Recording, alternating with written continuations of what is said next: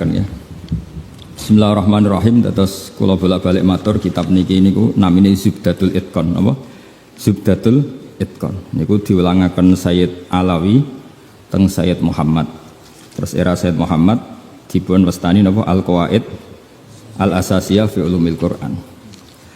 Tapi semua kitab niki niku materi dasarnya kitab niki Itqan sing kula betoni. Napa kitab napa? Itqan karangane Imam Suyuti.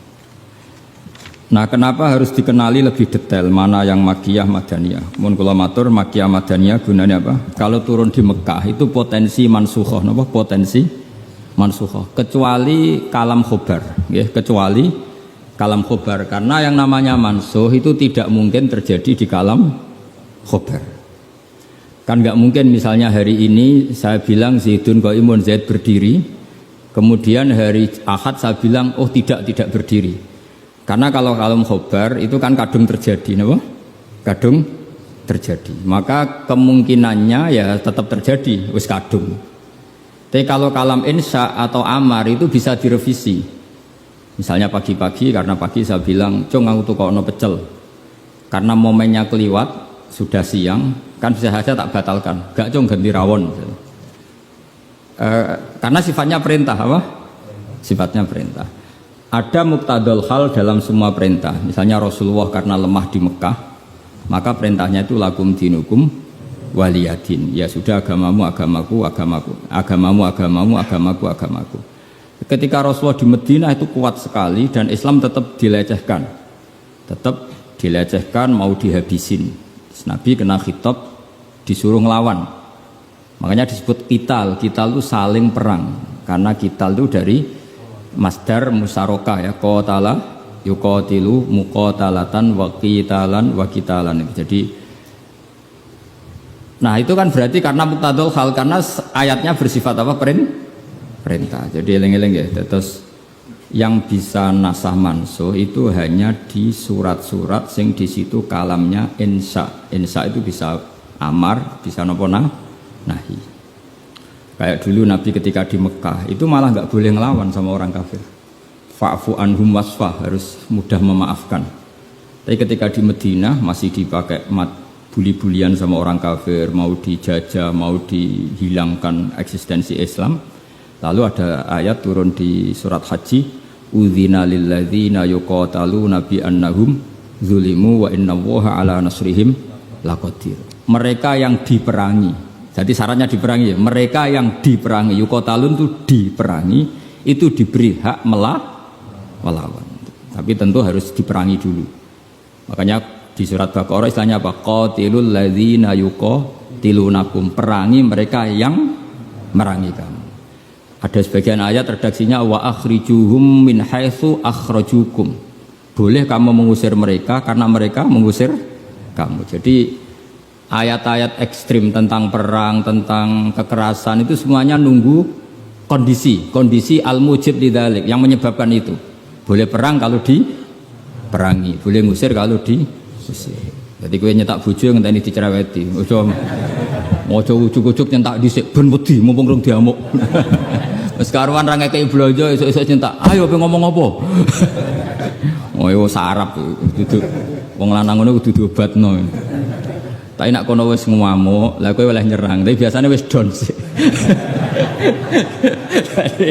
Biasanya wis diamuk setengah jam wis down. Sak jam setruk. Tuh kalau kata Mbah Mun kalau guyon gitu, di bojo cerewet itu baru mari sugih. Tapi santri-santri yang di belakang bilang, "Gak mari sugih, Mbah, mari setruk." Jadi karena ilmu tentang itu gak cukup. Ilmu ulama mana saja kalau analisis perempuan itu enggak cukup. Jadi pasti banyak khilafnya. Karena itu polanya perempuan itu enggak jelas, itu enggak bisa dianalisis. Jadi itu ilmu siapa saja bisa. Saya pernah diminta ngaji di Mbah Hamid Bedowi itu, acara hallnya Mbah Hamid. Tapi ya enggak undangan, karena saya memang jarang mau undangan umum. Ini perlu dicatat. Nek sing pengen ngundang dibatal ya demen kecewa wis ini.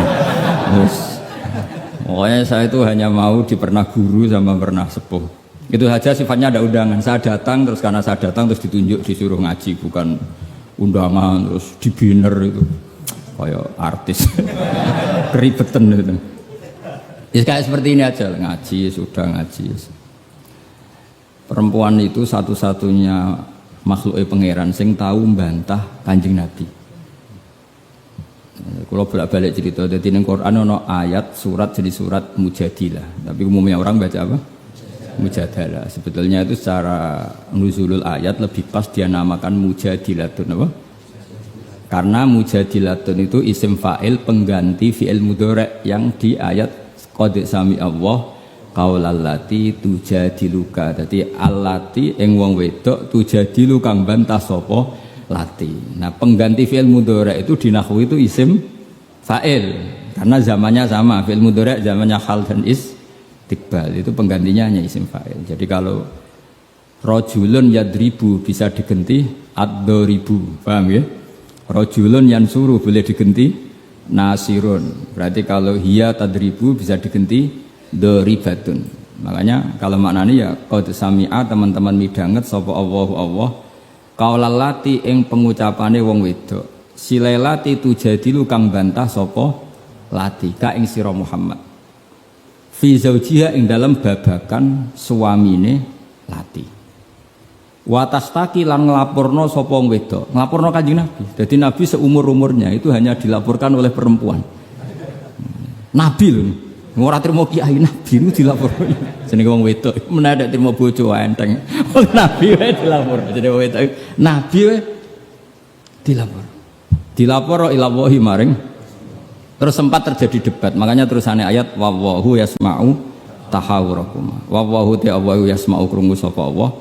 Tahawurakuma ing perdebatan sira loro. Itu perdebatane Nabi kalian perempuan itu. Muhawarah itu kalau dalam bahasa Arab itu perdebatan. Jadi muhadasa, muhawarah itu maknanya apa? Perdebatan. Makanya kalau orang latihan apa? Konversasi Inggris itu, conversation Inggris itu disebut apa? Muhawarah apa? Muhawarah. Muhawaratul lughat al-Injlisiyah, muhawaratul lughat al-Arabiyah. Itu debatnya itu wah luar biasa. Segamane Nabi kudu kalah wae muwara kekasih pangeran musom-som wedok. Jadi khaulah itu wahyu. Pokoke ceritane kudu wahyu, gak oleh cerita elek. Khaulah itu wahyu. Mbah Barkhat, mbah Barbiye mulai iku pas sujud. Sing lanang wong Arab. Wong Arab ku gak mangan mendoan, gak mangan tempe. Iso mbok bayangno. Wong Jawa ngono bojone suci tenang ae mangane mendoan. Ambek sego jagung. Dadi ra wong ayu ya biasa wae. Jadi wong Arab itu mangane daging. Terus neng hadis semua asbabun nuzul redaksine fa'ajabat tu ajizatuha. Nah bermaknane ya fa'ajabat mongko gawakno hu ing rajul jenenge Aus bin Somit. Apa ajizatuha wis bermaknane dhewe ajiz. Pokoke pas sujud itu sing gawakno ajizatuha. Wis jorok iki jorok niki. Iki murid kecelakaan. Jadi makna sing bener ra iso, nak makna ngono iso. Jadi uteke wis elek banget. Akhirnya jaluk, sing lanang njaluk. Karena sing wedok lagi sujud, lagi nikmati pangeran ra gelem. Ora gelem terus ngamuk sing lanang. Wong lanang ngerjaluk ra dikeki iku ya ngamuk iku sekunane kuno. Tapi nek sing mangan mendoan ngamuke rapati tenan karena ya tadi sahabate mesti rapati tenan. Wis akhirnya ngamuk. Terus wong Arab itu ngamuk tertinggi itu muni anti aliyya kadhuri ummi, kowe berstatus kayak ibu. Ini makanya pentingnya ngaji tradisi. Berstatus kayak ibu itu di orang Arab itu adalah dzam. Dzam itu satu kesalahan yang harus dikritik. Tapi kalau orang Jawa kan enggak. Makanya kalau saya ditanya, fikih Jawa sama fikih Arab itu beda. Wong Jawa nak muni, "Dik, kowe kaya ibu." Itu maknanya sama-sama ngerawat saya. Makanya saya berpendapat tidak mesti secara fikih dihukumi zihar karena perasaan mengatakan kaya itu beda dengan orang Arab. Kalau orang Arab bilang kamu sudah kayak ibu, maknanya selawas-lawas haram tak keloni, haram tak jima, haram tak kumpuli. Ini perbedaan apa? Kultur Arab Jawa. Maka fikih itu kalau yang sifatnya sosial atau kultural itu memang nggak bisa sama. Itu kan ibarat begini. Orang Jawa itu kalau dicekel jenggote itu kira-kira ngamuk tor kira-kira. Tapi kalau orang Arab itu kehormatan. Saya jajal juga tekan kali cekel. Wes dianggap murid ra duwe sebenarnya wong Arab lucu. Berarti padha jenggotene cekel-cekelan wae. Kebayang enggak corong Jawa? Wong Arab ku nak seneng wong, sirahe dicekel cek diwambung mbombonan. Nanti kula delok ora mentah lho. Lha kula nate kalian Mbah Mun teng Medina. Karena Mbah Mun orang alim alama dan beliau muammar sepuh, ada orang Arab seneng kalian ya. Ya dicekel cek terus diwambung iki. Sing wong Jawa gak siap. Enak ya sewate. Sewakal cek terus di. Enggak dicukup. Wis suruh wae Pak wong Arab. Sadate ngono. Cara wong Jawa kan repot. Cara wong Arab itu penghur. Sehingga saking mangkelnya si lelaki tadi bilang anti aliyah kazuhri ummi, kamu sudah berposisi kayak ibu. Fi hurmatil jima wa fi hurmatil mulamasa wa fi hurmati kata wa kata. Sama-sama haram dikum. Setelah itu getun deh. Waduh, bojo ayune ngene kok tak zihar. Zihar itu sama dengan tolak bain. Sing wedok ya getun, sing lanang ya getun. Jika cerita lapor dengan Kanjeng Nabi. Sing lanang tok sing lapor. Kata Rasulullah, ndak ini menunjukkan betapa perhatiannya Allah pada ketentuan hukum. Kata Rasulullah, hingga detik ini belum ada wahyu, maka ketentuan zihar sama dengan ketentuan yang ada di zaman jahiliyah, yaitu biman zilatit tolak, berstatus kayak apa? Tolak. Ya sudah, jenis wong lanang kan nurut. Ngulang, kata Rasulullah, zihar itu kayak tolak. Ya sudah, kita nggak boleh kumpul. Nerima, sing lanang nerima. Sing wedok gak terima. Enggak, aku dhewe sing matur Nabi. Puarani Kanjeng Nabi. Puarani. Ya Rasulullah, apa betul engkau menghukumi zihar kayak tolak? Ya, sampai sekarang begitu. Belum ada ketentuan dari Allah. Wah, ini tidak bisa. Tidak bisa, itu hukum yang nggak benar, tidak bisa. Kenapa jare Nabi? Ngomongnya jorok, jadi wong wedok mulai dhisik jorok. Nabi, jenengan roh bojo kula. Ya ngerti jare Nabi, ya ngerti. Akala syababi wa afna umri wa nasartu lahu batni. Terus ayat hatta idza akala syababi terus ngomong terus. Enak wae sakniki dihukumi tolak. Kula riyen wayu kinyis-kinyis, sakniki wis rapati ayu. Mergo wis tuwa. Anak kula kathah. Cara hukum tolak zaman kula ayu ora masalah dipegat. Kula golek bojo jek gampang, tapi aku saiki wis tuwa. Meskipun isih ayu, tapi meskipun isih ayu. Jenengan ngertos wong lanang. Anak kula nak dirumat bojo kula mesti terlantar, mesti katut babon. Jenenge wong lanang duda iku mesti katut babon. Nak tarumat kula anak kula kelaparan, wong kula rondo wong wedok. Jadi enggak bener hukum tolak. Dikaji malih. Nabi lho dikono iku Nabi. Nabi ya tapi hukumnya sementara ngono. Aku iku nabi ngenteni wahyu. Wis pokoke ngono. Pokoke ampun putusno tolak riyen. Tak tinggal mulai sakniki. Pikir-pikir mulai. Jenenge wong wedok. Sekondang tenan kowe. Mulane ning sorane ora ana surat rijal, ana surat apa? Nisa. Jadi juara. Mulai. Tapi itu justru ngetokno nak Rasulullah iku nabi. Jadi barang sing kowe ra seneng iku kadang dadi dalailul ijaz. Dalil mukjizati Quran, dalil kenabiannya Kanjeng Muhammad sallallahu alaihi wasallam. Itu enggak ada yang dengar debatnya Nabi dan Khawlah, namanya Khawlah. Perempuan ini namanya siapa? Khawlah. Aisyah itu di kamar itu enggak pati dengar. Kok mau alamat-alamat ono wedok nglabrak Kanjeng Nabi ngono tok kenangan Aisyah. Sopo wani nglabrak? Terus bakas sopo terus enggak pati detail. Sayyidah Aisyah itu dengar enggak pati detail. Singkat cerita, pas perempuan itu terang-terangan. Ini tak ijazahi wong wedok-wedok sing judes. Nek wis judes menisan dadi wali, pasti didengar Allah.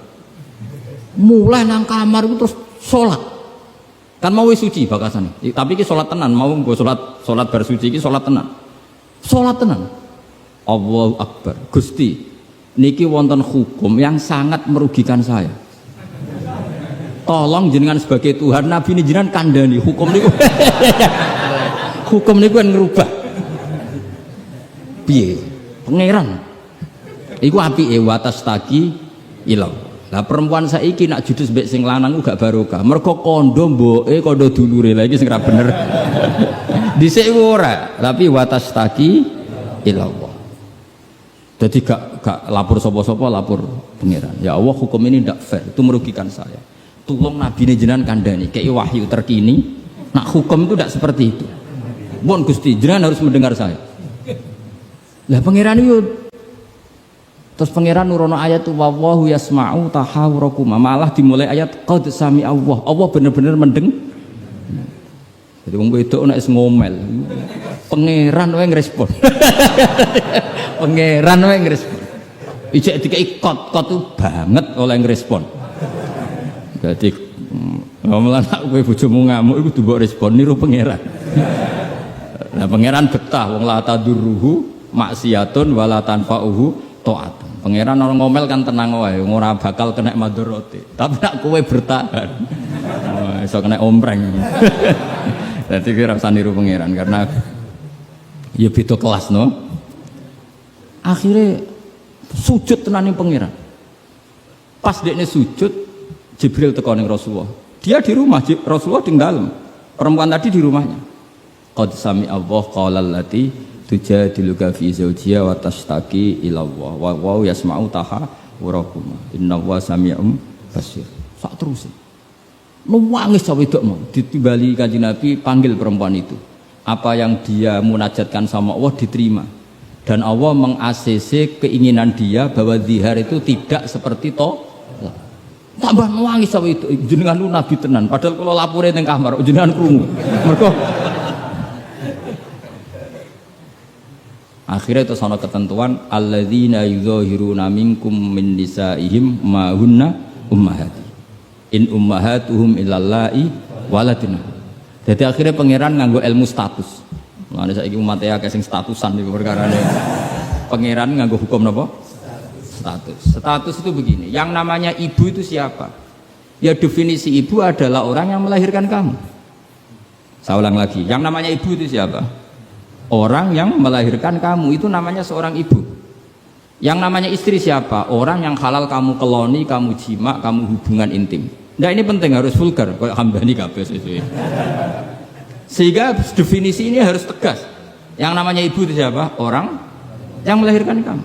Yang namanya istri, orang yang halal kamu gaulin.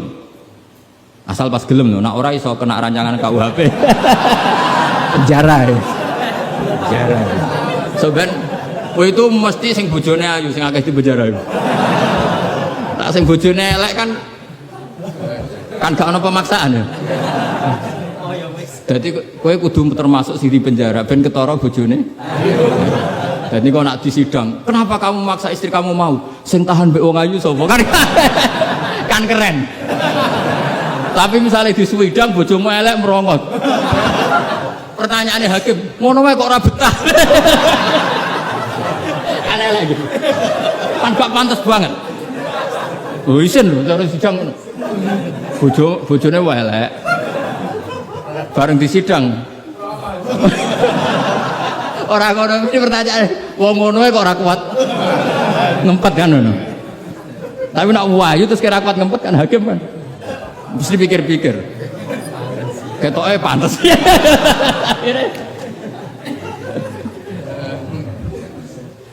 Tapi tak ulang lagi ya, ini fikih ya. Yang namanya apa?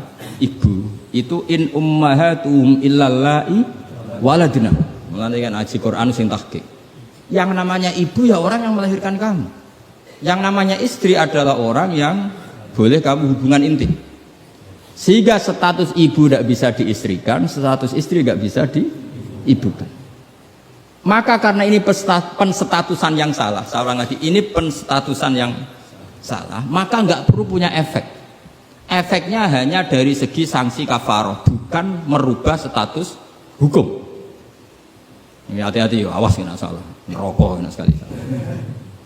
Sebab itu Allah oleh ketikan wa innahum la yaquluna munkaram minal qauli wa zura, menstatuskan istri sebagai ibu itu omongan sing ngelantur, sing ora bener. Wong istri kok distatuskan sebagai ibu, itu tidak bisa. Yang namanya ibu ya orang yang melahirkan, yang namanya istri orang yang boleh dijak hubungan intim. Ini kan nggak nyambung. Ya darani misalnya Hamdani semuanya ini Gus Bak itu muridku, ya stres ngomong ini karena menstatuskan sesuatu yang nggak benar. Paham ya? Misalnya kue turunan tunggul ametung terus ngerasa oleh mulya timbang Habib kan ra bener wong tok tunggul ametung kok ape saingan nasab untuk Rasulullah kan wis ora bener. Sesuatu yang enggak bener itu enggak perlu didengarkan. Maka hukumnya apa? Ya ibu tetap ibu, istri tetap istri. Soal nanti karena kesalahan ngomong hanya disuruh bayar kafarah. Tidak otomatis istri berstatus kayak ibu yang haram dikumpuli selawase lawas. Itu hebatnya Quran. Jadi omongan salah itu nggak perlu didengar. Ya, mulane nek ana mubalek atau ustad, saya ini punya otoritas untuk fatwa ngajine ning ndi. Wong sorope ra iso wae fatwa iku piye. Mondoke ku ning ndi? Zaman mondok ora tau munggah bareng dadi kiai kok mletene ra karuan. Ngono ku kudu ditakokno kanca sak kelase. Iku ngerpek ta ora terus nak ra mlete dibarno, tapi nak mlete kudu dielingno. Utawa golekno gurune. Oh, nak sekolah ngadeg terus ora tau. Karena Allah itu tidak ingin ya agama dibuat main-main. Agama itu jelas, aturan mainnya jelas. Jadi makanya in ummahatuhum illallai waladunahum. Yang namanya ibu ya perempuan yang melahirkan. Sehingga jelas, aturan mainnya jelas. Semenjak itu Nabi mencabut tradisi jahiliyah yang menstatuskan dihar sama dengan tolak. Paham ya? Jadi hidup itu harus jelas. Sama seperti Quran juga gitu. Quran itu sakral, nggak mungkin salah. Kalau ada salah, berarti salah penafsirnya, salah penerjemahnya. Quran tetap terbebas dari kesalahan itu semua. Karena Quran itu sakral. Misalnya orang ngomong kiamat itu berdasar hitungannya Quran, itu tahun 2012. Nyatanya gimana rasido kiamat. Sampai kulo sering tak SMS konco-konco kulo sing kiai. Gus ngenteni kiamat teng pundi? Terus nang kene lho nang omahku mek ngopi ya. Kiamat kok. Ngono sing wedi yo akeh perkarane apa napa? Kiamat 2000 berapa? 12. Nah, rencana aku ben sesuk. Wong ora melok gawe kiamat kok geger. Wong Rasulullah sing kekasih pangeran wae ndak dikasih tahu kapan. Israfil itu sing go trompet ngalor gitu. Kowe ora ngerti.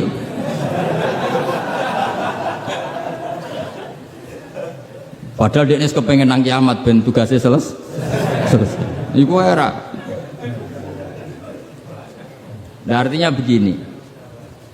Barokahnya para mufassir, para peneliti Quran. Itu enggak mungkin tafsir yang diutarakan ulama itu enggak detail, itu enggak mungkin. Karena ya ini bandingannya. Sayyid Muhammad sampai Sayyid Alawi, Sayyid Abbas sampai Sayyid Zaidi Dahlan sampai Syekh Khotib Minangkabau, saya semuanya itu detail sampai iki Quran iki turun pas Nabi teng dalem, iki Nabi pas tindakan, iki Quran turun pas dalu, iki Quran turun pas rino. Dengan tradisi sedetail itu kan nggak mungkin salah dalam memaknai. Ora koyo kowe, ning Quran ono kok ayat piro mbah lali pokoke ono. Lha ngono kok dadi mufassir kuwi. Juga lihat bantah-bantahan Basul Masail, pokoke ono kitabe. Lha yo kitab apa? Jenenge wae lho lali. Kok halamane jenenge wae. Padahal ulama dhisik ayat iki turun pas Nabi tindak, turunnya pas bengi, pas musim dingin, pas musim panas. Dengan pengetahuan sedetail itu kemungkinan salah itu kecil. Jadi sampai dibakas. Al-Khadori wasafari cara kowe kan gunane apa dibakas ning omah mbek wis ra bakat ngalim, teke wis elek. Sajane kan iso ditebak, misalnya ngene, kowe tukaran mbek bojo ge apaan? Setengah tahun songko kawin ini salamat, umur bulan madu kok wis tukaran. Tapi nak wis sering tukaran bojo sering jok piro bar 10 tahun normal itu. Sejak melarat 10 tahun wis bosen. Dadi pancen wis wayahe brontak. Kan orang kan bisa diukur ngamuke kapan. Misalnya aku bertukaran bojo Gus, lah kawin perang dino seminggu. Wah salamat. Al bidayah lahian nihaya wong kawitan umur bulan madu kok wis tukaran, tapi nak bar 10 tahun itu kesunatan cara kuat. Sing kuat tidak melarat 10 tahun itu. Nak kuat ya bojomu kelainan, wis kelainan. Jadi iso diukur, tunggal ngiyai semangat. Iku mesti ngiyai pertama setahun rong tahun. Nunggu wis suwi mesti biasa. Perkara wis bosen, semua keinginannya agak kesampaian. Pas latihan kiai kan bayangno masyarakat nurut kabeh, ngaji kabeh. Bareng puluhan tahun masyarakat tetap biasa-biasa wae. Sesuai kan style kendu. Jebule padha wae. Nek semangat pertama mesti semangat. Nah takon imam masjid itu semangatnya mau pirang bulan. Buang den istiqomah jamaah, jebule reaksinya tetap soft awal kok. Tambah istiqomah tetap aja soft awal, malah kadang merotoli. Sesuai mesti mikir, tak rewangi ngene yo. Reaksi publik ya pancet, sesuai mengendorkan diri. Akhirnya gawe wakil.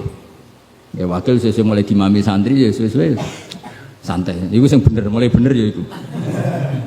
Mergo tambah semangat mesti tambah kecewa, orang kok tambah. Makanya itu uniknya Quran, ketika Rasulullah terlalu semangat itu malah mbek pangeran didawi la'allaka baqiun nafsak. Muhammad kowe aja terlalu iku menggebu-gebu oleh dakwah. Mergo untuk iman ora iku urusanku. Sementing kowe dakwah standar. Aja sampai baqiun nafsak rusak awakmu dhewe. Tapi nak kanggo kiai pemula enggak baik niru saya. Saya itu terlalu rileks. Kiai semula aja semangat ben duwe status mau. Nah, kalau kan statusnya saman lah. Semangat terus semangat terus mohon aman lah pokoknya. Jadi akhirnya pangeran sakit kanjeng Nabi karena terlalu apa? Tapi itu justru nunjukno Rasulullah betapa sangat mencintai umatnya. Beliau tersiksa kalau orang tidak dapat hidayah. Sampai la'allaka baqiun nafsak, sampai kata mufassir muhlikun nafsak. Nabi hampir tarodda anil jibal. Sampai pernah berencana cuek lah. Terus sampai Allah dikandani, sudahlah masalah hidayah itu saya. Laisa 'alaika hudahum walakinna wa yahdi may yasha. Sudahlah kamu ngaji saja, kamu dakwah saja, tapi tetap laisa 'alaika hudahum, itu tidak wilayah Anda untuk memberi hidayah. Kados kula ngene iki ngaji wae. Ada muni ngene, aku pengen ngaji ning Damaran terus sing tak ulang alim kabeh, demen setruk ben niat. Oh mesti kecewa. Ayo paling sing paham piro, ayo ngaco. Ayo ngaco tak tes. Tapi nak targetnya gak paham no, supaya ngaji, silaturahim, guyon bareng, bar mulai, bar nulis. Wah mesti rangarah kecewa. Mau takut uang ngaji Gus Pak, ya ngaji. Dia keterangan wis pokoknya apik. Baleni ra iso iki lho rekamane. Ayo kelakuanmu ngono ta, kira-kira. Jawab. Ayo jajal tanpa rekaman baleni. Nek ora ngelantur. Lah misalnya terus kiai ini diambisi ngaji muridnya paham. Kira-kira demen kecewa kan? Lah bojo yo ngono tak wari. Ana wong kepengin bojone sholihan, riman, ra bantah. Demen kecewa. Kowe iku sapa? Wong mbok cukupi wae jek bantah men ra mbok. Pokoke ditarget bojo iku penting wedok nak salat madhep ngulon. Ya wis ngono. Iku mesti gak gampang kecewa. Lho kula es kiai, bojo kula yo ning. Ya aku narjetno bojo pokoke urip, salat, seneng. Berarti ra usah bayangno teko lunga disambut, terus digodhogno banyu nggo teh, mbok disiramno ya ora. Demen kecewa, apa? Demen kecewa. Pokoke anggar teko takoki, jek urip, Dik.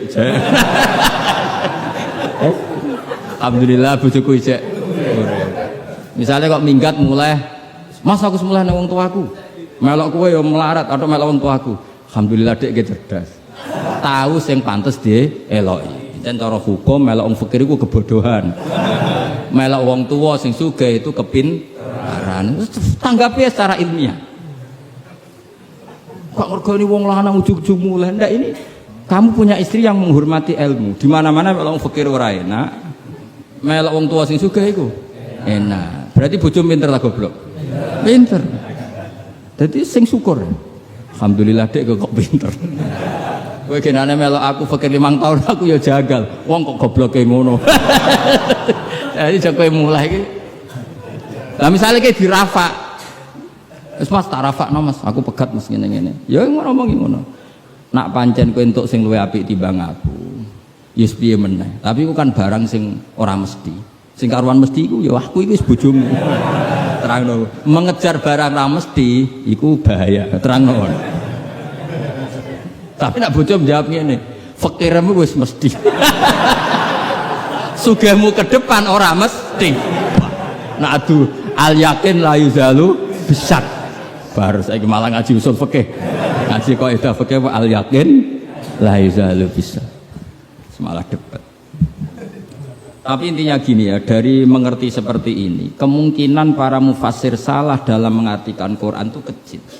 Karena hadori Nabi di dalam untuk wahyu itu roh niteni. Mulane Aisyah radhiyallahu anha iku ngerti banget Nabi nantok wahyu. Kenapa tahu? Ketika ayat Baroah terbebasnya beliau dari tuduhan apa? Zina dengan Sufyan Al-Mu'attal itu Nabi itu fiyaumin syatin di hari yang sangat dingin, musim dingin. Di Arab itu kalau musim dingin itu ada salju. Umumnya wong musim dingin kan mboten keringetan Kang Ali. Umumnya wong musim dingin mboten apa? Keringetan karena musim dingin. Iku Nabi kalau saking untuk wahyu, saking paniknya, saking beratnya wahyu itu wa innahu la yatafassadu araqon, kenangane Sayyidah Aisyah. Beliau itu bercucuran keringat padahal fi yaumin syatin di hari yang sangat dingin. Sehingga Aisyah tuh kaget, wah berarti Nabi untuk wahyu. Ternyata wahyu itu adalah pembebasan Sayyidah apa? Aisyah dari segala tuduhan apa? Zina. Kayak apa ulama itu? Sayyidah Aisyah meriwayatkan itu, ini ayat turun di musim dingin dan Nabi sampai keringetan begini. Jadi detail peristiwanya tentang hadisul ifki. Rawinya seorang Sayyidah Aisyah di rumah Abu Bakar, ditunggoni ibunya Umi Ruman. Itu detail. Kesalahan itu kecil sekali. Bayangkan kalau tafsir itu diomongkan orang sing pokoknya ono ayat piro boraro. Bareng roh wis terjemahan. Sing nerjemah dhewe ra wong alim. Sing umate akeh ya wong bodho kabeh anut. Terus otoritasnya itu di mana? Bayangkan ulama dulu wis alim, diuji oleh orang alim, dia murid alim, dikontrol oleh orang alim. Imam Bukhari itu diakui orang alim setelah diuji 100 ulama ahli hadis. Lagi lolos. Saiki ora, wong bodho kabeh ngaji, iku wae niate ngaji mau golek barokah, ora golek paham. Mergo wis ngerti nek ora bakal paham. Dadi akhirnya ya realistis ae. Takoki kenapa ngaji sing untuk barokah. Semangkone kok nguri ora paham. Mau kenangane ngajine rame, wis ngono tok. Mbak Kasapo mbah kok nguri rapati krungu. Padahal mau ngarep lah ya padha ae rapati paham. Dadi mulane nek rapati paham kok nguri ben alasan nek ora paham. Tapi ngaji ilmu sama ulama dulu itu ora paham ora iso. Mung dites. Imam Syafi'i itu ngaji Imam Malik itu dites. Maca muwatta sik disinaoni sik lagi ngaji Imam Malik. Terus cek dites. Sufyan Ats-Tsauri nate ngetes Imam Syafi'i ngene. Cara kowe mesti gagal. Tes-tesane ngeten. Ada Sufyan Ats-Tsauri, ada Sufyan bin Uyainah. Ini ulama-ulama seniornya Imam Syafi'i. Ya Syafi'i nanya lo ya jangkar karena lebih senior. Ma maknal hadis la tuharrikut tayra atau atiron la tuharriku at-tayra min wakanatiha. Sebagian riwayat min makinnatiha. Manuk iku aja mbok obahno sangka kurungane. Ya, manuk itu jangan gerakkan. Jadi sangkar burung itu jangan kamu gerakkan saat ada burungnya. Tapi posisi pintu terbuka. Karena Imam Syafi'i itu orang alim. Dites, oh maknanya begini. Orang Arab itu kalau mau pergi itu tayamun maupun tasya'um. Jadi kalau burung di obano kurungane kok terbang ke kanan, maka perginya mubarak baik. Tapi kalau digerakkan burungnya terbang ke kiri, maka pergi ini buruk. Nabi melarang itu. Nabi melarang umat Islam punya penyakit tatoyur. Tatoyur itu apa? Menggantungkan nasib dengan toirun burung. Makanya di surat Yasin apa? Innama toirukum ma'akum. Jadi apa? Paham lagi ya?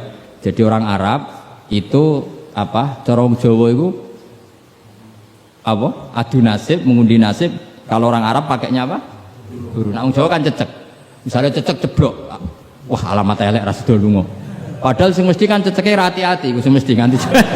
Tapi wong Jawa nafsire kan cecek ceblok, iku berarti celaka ya. Sing celaka ceceke ta wong sing ngapi lunga. Tapi orang Jawa ora ya. Ngapi lunga ana cecek ceblok gak sido jare alamat apes. Padahal cecek tiba sing mesti kan siji gak hati-hati. Nomor loro iso wae dene latihan jumping. Ane latihan uji apa? Uji nyali. Nah itu Imam Syafi'i itu paham betul. Adatul Arab itu kalau mau pergi itu menggerakkan sangkar burung yang ada burungnya, kemudian kalau terbang kanan alamat baik, kalau kiri alamat buruk. Lah Rasulullah itu melarang itu, makanya terus ngendikan la tuharrikut tayra min makin nadiha. Akhirnya terus kata Sufyan bin Uyainah, ya Aba Abdillah qad analaka antuftiya, kamu sekarang berhak fatwa karena sudah alim. Terus sing ditakoki kowe, ojo geman ya manuk mbok obah-obahno. Kurang pegawaian terus pundi, karena uteke wis ora sambung. Lah ya cung ojo geman manuk ning kurungan mbok obah-obahno. Mesti jawab sampean, lah kurang pegawaian tapi kok manuk apa? Tapi Imam Syafi'i tahu betul maknanya adalah apa? Rasulullah tidak ingin orang menggantungkan nasib dengan pergerakan bulu. Dan itu adatnya orang Arab dulu-dulu. Makanya no inna tatoyarna. Jadi tatoyur itu maknanya apa? Menggantungkan nasib dengan melihat arah terbangnya apa?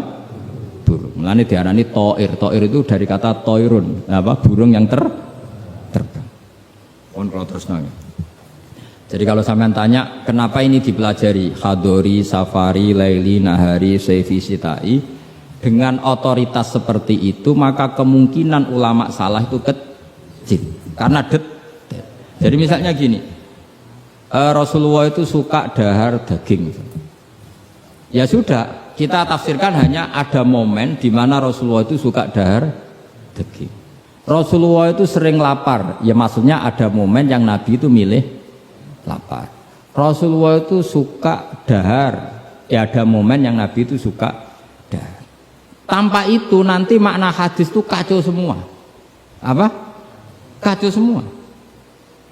Karena makna hadis itu otoritasnya itu terserah kita. Maksudnya terserah kita gimana? Misalnya begini, awas rungokno, awas sekali salah setengah kafir. Mesti kafir swasta, bukan kafir tenan. Nggak, coba misalnya begini, enggak ini saya bedai. Wes akang alillah alhamdulillah. Ittaqu waha, ke nama anak ini coba, ndak jawab saja. Ittaqu wedya sira kabeh. Takutlah sama Allah. Dengan cara apa coba? Wah, aku mbek Allah wedi terus kabeh melayu menghindari Allah.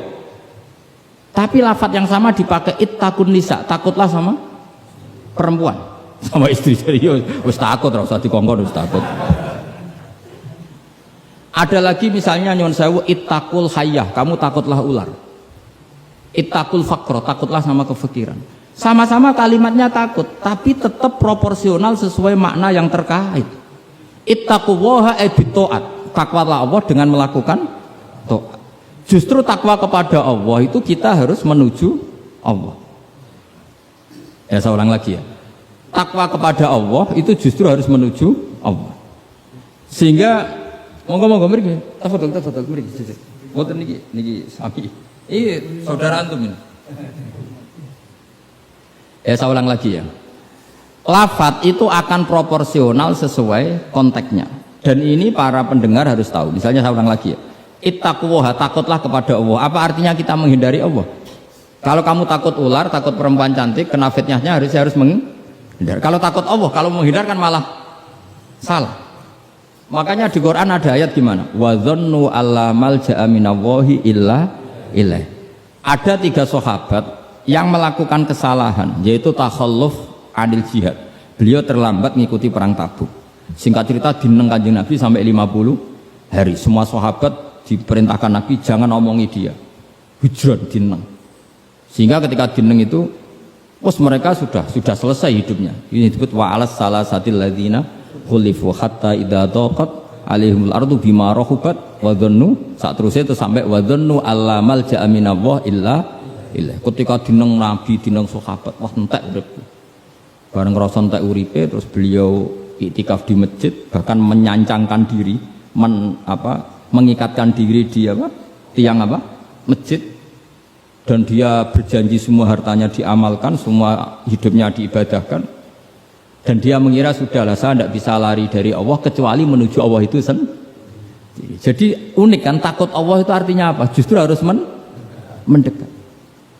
Kamu takut kiai, semua kiai kita hormati, kita hormat sama Mbak Arwani, Mbah Mun, hormat sama Mbah Hasyim Asy'ari. Tapi hormat kita, takut kita malah kalau ada kiai ngaji kita mendekat. Tapi kalau takut ular kubra, harus lari. Nah, sama-sama kalimatnya takut. Nah, bayangkan kalau makna di Quran seperti ini tidak oleh ahlinya, betapa salahnya. Sama-sama kalimatnya takut. Nah, tapi dengan banyak pengetahuan yang musalsal ila Rasulillah sallallahu alaihi wasallam, kita tahu proporsi ittaqun nisa kayak apa, ittaqullah kayak apa, ittaqul hayah kayak apa. Cinta juga gitu, cinta kepada Allah kayak apa, cinta kepada Rasul kayak apa, cinta kepada perempuan kayak apa, cinta pada teman kayak apa. Semuanya redaksinya juga hub, mahabbah. Tapi orang akan proporsional. Makanya ulama itu kalau ngendikan lafaz yang sama itu ditafsiri beda-beda. Misalnya gini, yang paling terkenal, nak kira atau krungu ya kebangetan. Inna Allaha wa malaikatahu yusholluna 'alan nabi.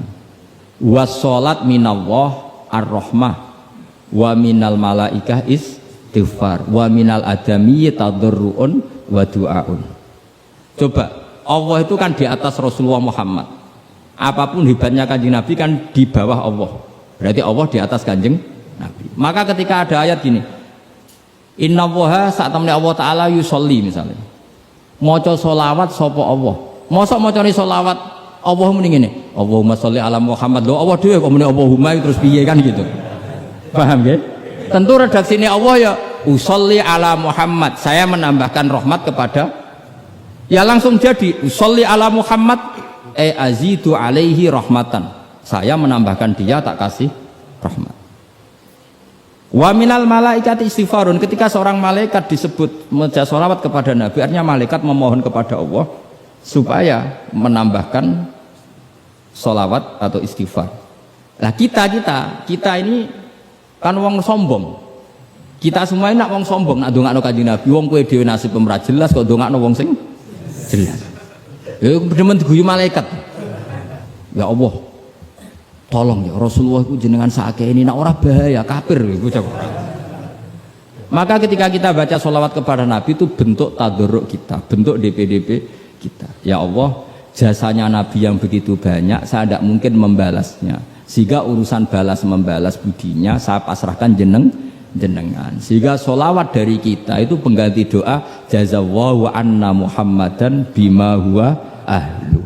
Balaslah ya Allah Rasulullah Muhammad dengan status yang beliau miliki. Karena kita ini utang jasa tapi tidak berkutik mau balas pakai ya. Sehingga sama-sama sholat. Minallah maknanya pemberian, dari malaikat maknanya istighfar, dari kita maknanya tadarruk. Semuanya katanya sholat. Jadi makna itu pasti ada proporsinya. Ada apa? Proporsi. Dan itu ulama tahu. Sehingga kemungkinan salah itu kecil karena dari awal dianalisis tadi ada ayat hadoriyah, safariyah, lailiyah, nahariyah. Sehingga detail. Nah, barokahnya ngaji ini kamu kemungkinan mufassir ulama dulu salah itu kecil sekali karena tadi terhitung. Bahkan per kalimat itu terhitung. Sampai ada guyonan ulama, kalau kamu ingin tes doktor tafsir, itu ada satu kata, sak kalimat, ora sak kalam, sak kalimat yang diturunkan Quran. Itu ketika ada ayat wa kulu washrabu hatta yatabayyana lakumul khaytul abyadu minal khaytil aswad. Dhisik waqaf. Minal aswad itu waqaf. Sehingga sahabat itu kalau bulan Ramadan, kalau malam-malam dulu kan tidak ada listrik. Itu di pintunya Kang Ali, di pintunya itu dikasih benang hitam sama benang merah. Jadi agar jimak bojone didelok. Orang ketok aja oleh berarti kan gitu. Kok orang ketok aja oleh. Mangan ya gitu, mangan tengan mangan nginceng neh. Oh, orang ketok berarti. Karena ukuran menjadi gak boleh makan minum itu apa? Sehingga benang hitam terbedakan dari benang putih dalam pandangan mata. Ya begitu terus. Ketika Rasulullah dilapuri itu, dilapuri wong salah paham mau do masang apa? Benak. Menurut santri sing nakal benangi cilik benak ketok-ketok. Nak benangi gede kan gampang ketok. Akhirnya Jibril teko, orang ngono maksudnya umatmu salah paham. Iki aja ana sak kata surung tak turunno minal fajr. Jadi minal fajr itu satu-satunya contoh ning Quran sing turun mau sak kalimat tok. Jadi Jibril kok langit medhun ning bumi, iku mau nggawa minal fajr. Ya sakake akhire kok langit tok bumi mau nggawa apa? Minal fajr. Iku Jibril mau turun apa? Minal fajr. Satu-satunya contoh Quran turun sak kata, sak kalimah, ora kok apa? Sak kalam rak musnad sampai musnad ilah. Saya teruskan malah ya. Jadi kemungkinan para ulama salah itu kecil karena tadi sanatnya musalsal ila Rasulillah Shallallahu Alaihi Wasallam. Sampai ketika ayat itu dibaca Nabi saat di rumah Sayyidah Aisyah, temanya adalah pembebasan Aisyah dari tuduhan apa? Zina. Terus peristiwanya sama siapa, tuduhannya siapa, yang menuduh siapa, itu detail sekali. Yang menuduh adalah orang-orang munafik.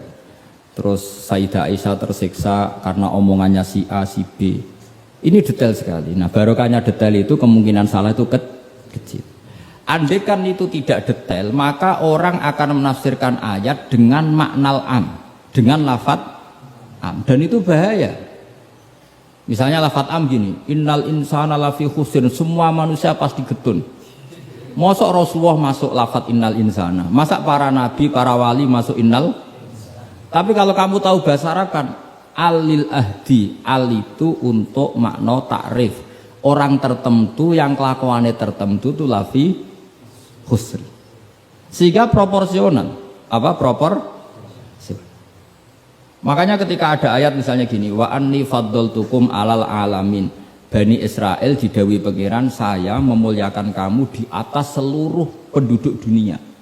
Semua mufassir mengatakan karena umatnya Rasulullah adalah umat terbaik, kuntum khaira ummatin. Tapi kenapa Bani Israel dikhitopi wa anni faddaltukum?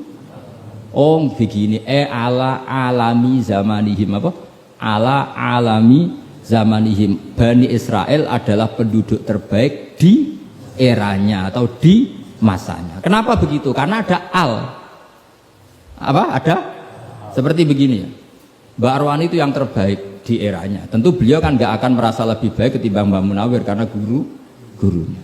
Mbah Mun terbaik di eranya tentu dibanding kita-kita. Kalau dibanding Mbah Zubair sama Said Abdul Al-Haddad terbaik. Tapi kan nggak mungkin beliau kerso dibandingkan sama Faqih Muqaddam, sama Habib Ahmad bin Isa Al-Muhajir. Semua ini orang-orang terbaik tentu kita tafsiri di eranya karena mesti beliau-beliau punya senior. Paham jelas ya? Sama lah. Ketika wa anni faddaltukum alal alamin, Bani Israel dikhitopi gitu, alami zamanihim, bahwa Bani Israel lebih utama hanya dibanding apa? Orang di eranya. Tidak mungkin mengalahkan umat Rasulullah Shallallahu Alaihi Wasallam karena umatnya Nabi kena status kuntum khaira ummati. Ya jelas ya. Jadi, nah, siapa yang tahu proporsional ini? Lagi-lagi ulama. Jadi ini penting, ulama ini penting. Sama ketika Rasulullah itu nyuwun sewu ya mau berteman orang-orang kafir. Itu ulama yang tahu bertemannya apa. Karena Rasulullah tidak punya hadun nafsi, bertemannya adalah tatmi anil Islam, supaya menyenangkan mereka masuk Islam. Tolaban di imanihim wa toma'an di imanihim. Tapi nak sing akrab sampean, oh paling untuk servis ya. Gak butuh Islami, butuh duit. Kan nanti terserah. Sama-sama zahir itu mau berteman, tapi kan beda orang soleh sama ndak. Aku bolak-balik nyontono gampang kasus wong wedok. Ana wong soleh ngekeki dhuwit rondo ayu. Wis pikirane nulung. Tapi nak wong dolim ngekeki dhuwit mesti pesen, mbok pesen apa ora ora. Jadi sama, perilakunya sama-sama memberi. Tapi orang soleh sama orang fasik selalu beda. Makanya Allah nak ngendikan itu sederhana dan ini sangat sederhana tapi sangat dalam. Qul hal yastawil ladzina ya'lamuna wal ladzina la ya'lamun. Afaman kana mu'minan kaman kana fasiko. Sama. Lho coba kiai sama orang fasik ya ramah ya lomo. Enak menawa gelem dadi apik.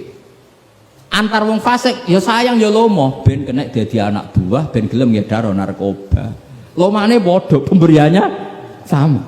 Sing kiai memberi ben orang ini jadi baik, sing bandar narkoba memberi ben gelem dadi anak buah. Memberinya sama. Perhatiannya yang beda apa? Niatnya, karena tidak akan sama afamangkana mu'minang kamangkana fasiko. Lah saya ingin Quran itu dibaca seperti ini sehingga kualitas maknanya terjaga. Karena bawa kaya kowe terus diterjemah, apakah orang mukmin sama dengan orang fasik? Jawab tidak. Itu bangunnya apa ujian masuk madrasah aliyah. bocah ora karu-karuan paham itu. Jadi sing detail ya ngaji Quran sing detail. Jadi afamang kana mu'minan kamang kana fasik.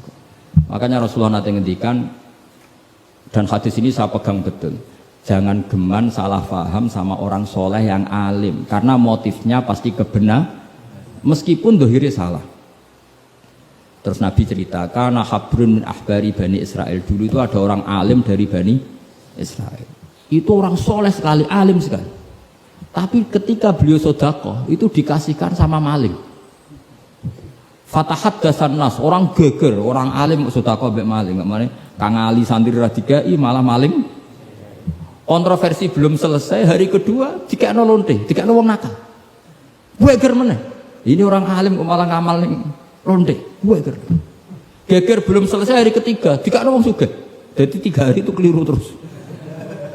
Tapi beliau orang alim, orang ini dipuji Nabi. Kata beliau begini, wong nganti dadi lonte wak kepen golek duit. Jadi wingi ku tak kei, nduk kowe wak dadi lonte golek duit iki tak kei tapi ora usah dadi lonte. Fala allaha antas ta'ifa, saya memberi itu supaya dia enggak jadi nakal. Beda enggak ambek wong fasik sing ngekei duit. Ayo beda ta ora? Terus yo pesan cerita. Terus copet itu dikasih, ditanya, kenapa kamu ngasih copet? Lah ya copet nganti nyopet golek duit, cung ora usah nyopet ya dina iki tak kei. Biasanya sedina untuk piro cung misalnya? Ya 500.000 wis kei 500.000 ora usah nyopet. Artinya apa? Sama-sama bentuknya itu ngasih, tapi motivasinya B. Sing paling sinis terakhir, wong sugih dikai. Wong sugih ya bingung, mbah ya iku sugih mbok kei dhuwit. Lah nganti kowe medhit, iku ora saking senenge dhuwit tak tambahi. Akhirnya isen sugih. Makanya masyhur itu. Jadi artinya gini loh, wong alim ora iso dipadakno wong. Makanya ketika Rasulullah SAW berteman dengan Nasara Najran, sampai Nasara Najran sowan ke Nabi konsultasi tentang agama, terus bagian riwayat Nabi menghormati mereka, itu beda dengan kita. Kita seperti itu nggak boleh niru-niru amat karena konteksnya beda. Kekuatan kita, iman kita dengan Nabi itu beda. Tapi tetap ini menjadi hukum. Siapapun boleh menganalisis sesuai fahamnya masing-masing. Tapi tetap beda. Saya ulang lagi, tetap beda. Karena tadi, misalnya ada orang alim, soleh, terus senengannya mulang rodo-rodo ayu. Ya kita harus husnudon. Paling banter, songko bodoh jadi pinter. Songko nakal jadi solihah. Songko kedonyan jadi eling akhirat. Ya motif utamanya seperti itu. Senajan kok akhirnya kecoba hamdari terus orang diwayo. Ya tetap halal kan diwayo. Tapi kan motivasi utamanya itu bahwa para janda ini harus lebih baik.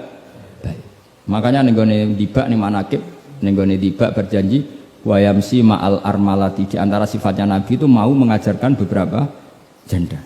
Karena mereka kasihan. Tapi nak simulang sampeyan, simulang hamdani, sing khusnudan itu sapa? Khusnudan itu kebodohan. Karena terus eling dene sing ayu iki, sing elek iki. Jadi ora penting iku paham ta ora, yang penting dene apal apa? Itu kan ngeri betul. Maka ini penting saya utarakan. Jadi Allah nak ngendikan itu sebenarnya sederhana, tapi maknanya jauh. Afamangkana mu'minang kamangkana fasiko. Saya itu merasakan, saya kemarin 7 hari di Korea. Itu 2006 banyak santri Korea ngaji saya yang pas perainan. Kenapa saya yang diundang? Sebenarnya saya itu gak diundang. Mereka minta saya ngaji, beberapa kali sudah ngaji di Indonesia, terus mereka minta sekali-kali Gus ngaji di Korea. Aku ya bilang gini, tapi waktunya terserah aku. Ngatur kiai dosa. Nggih Gus, pokoke terserah jenengan. Mereka mintanya 1 bulan di Ramadan. Bangunnya pondokku kan tutup. Kiai sewa kira. Sak wulan Ramadan bisa. Akhirnya saya minta seminggu saja. Uniknya pas setelah saya di Korea. Tahun 2006 tukang Ali Imran itu mereka ngaji saya di Jogja. Delalah saya pas nerangkan ayat ya ayyuhalladzina amanu alaikum anfusakum la yadurrukum man dhalla idza tadaitum. Wahai orang-orang yang beriman, jaga diri kamu secara baik-baik. Setelah kamu menjaga kebaikan kamu, setelah kamu menjaga iman kamu, setelah kamu menjaga konsisten istiqomah kamu, la yadurrukum man dhalla idza tadaitum. Orang sekeliling kamu sesat enggak masalah. Kamu hidup di Jakarta enggak masalah, di Hong Kong enggak masalah, di Thailand enggak masalah. Yang penting kesalahan kamu terjaga. Itu mereka terinspirasi. Itu satu-satunya ayat Gus yang menjadi kita nyaman hidup di Korea. Ustadz-ustadz di sana merasa nyaman. Enggak apa-apa kita dikepung orang ateis, dikepung orang macam-macam. La yadurrukum man dhalla idza tadaitum. Akhirnya dikenang, nasihat saya itu dikenang. Akhirnya mereka sepakat ngundang saya, semua guru-guru, terus saya ijazahi itu. Ya sudah, Korea itu bumi ateis, bumi di sini tuh nangis semua karena lama nggak dipakai sujud. Padahal lakal hamdu mil'us samawati wa mil'ul ardi, bahwa memuji Allah itu harus memenuhi langit dan memenuhi bumi. Nanti kalau orang Korea nggak ada orang Indonesia, bumi ana sing lodang. Jadi didelok malaikat kok dhuwur, ini kok lodang karena nggak ada yang sujud. Tapi baru kayak dikepung TKI 49.000 dan itu separuh lebih sholat. Sholatnya keren pisan, kadang ning Thailand, kadang ning gone. Karena kalau pas kerja itu waktu sholat disamakan waktu jeda 5 menit ke kamar mandi. Jadi rata-rata sholatnya itu pas di kamar mandi. Lucunya kalau mereka sedang baik nawani gini, apa tak belikan patung juga? Karena pernah ada orang TKI sholat itu dincengin ngisor. Mereka aneh, ada sembahyang kok tanpa patung. Karena tahunya mereka ya namanya sembahyang pakai patung. Jadi betapa mereka nggak kenal sekali sama Islam. Dan itu pertama kenal barokahnya orang-orang Indonesia. 49.000. Nah sekarang udah bikin masjid, udah apa, terus ada yang ngontrak masjid. Jadi masjid itu unik. Kadang lantai 1 gereja, lantai 2 bar, lantai 3 masjid. Jadi saya pernah ngaji bab itu mau ke masjid ngelewati gereja dulu. Jadi masjid gambarnya salib. Karena yang di bawah itu gereja. Lewat situ. Lantai 2 bar. Bar itu lantai 3 masjid. Kadang balikannya masjid dulu bar. Jadi ya nguji iman betul. Teman saya ada yang cerita, saya pernah Gus mau ke masjid, lantai 2 bar sudah masuk setengah. Ke masjid apa di sini aja ya?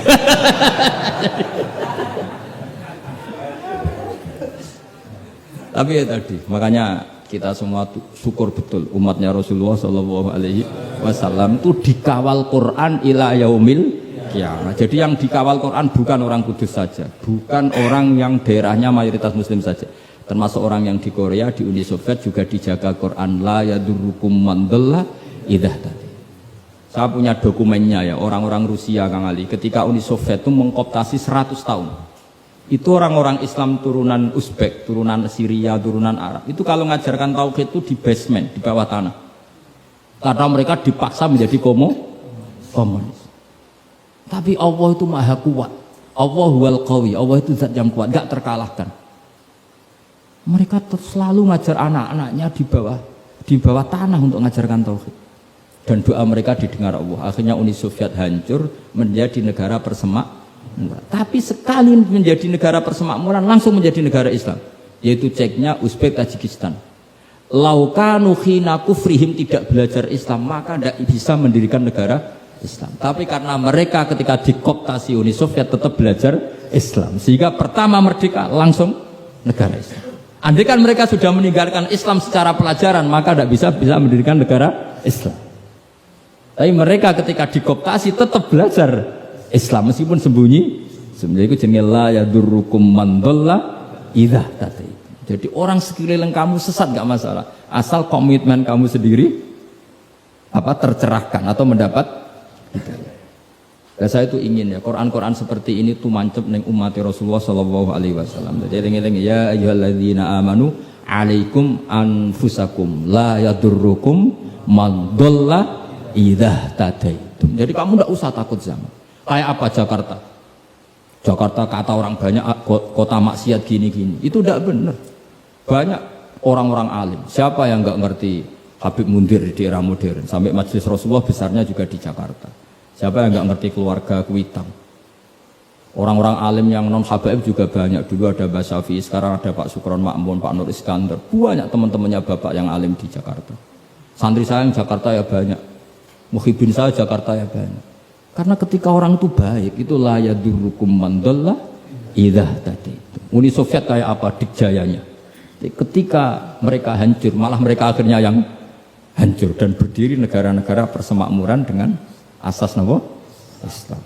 Jadi kowe ora usah kuwatir, wah iki negara Indonesia rusak tauhid kudu dihancurno. Wah, apa-apaan gak tau ngaji, yakin gak tau ngaji. Agama ini akan dijaga Allah ila yaumil qiyamah. Jelas dawuh Nabi la tazalu ta'ifatun min ummati zahirina 'alal haq la yadurruhum man khalafahum. Sebagian riwayat la yadurruhum man nawa'ahum. Agama ini kata Nabi selalu umatku ini ada pembela-pembela kebenaran ila yaumil qiyamah kata Nabi. La yadurruhum man khalafahum, dan umatku yang bela kebenaran ini tidak akan terkalahkan oleh orang yang menentang mereka.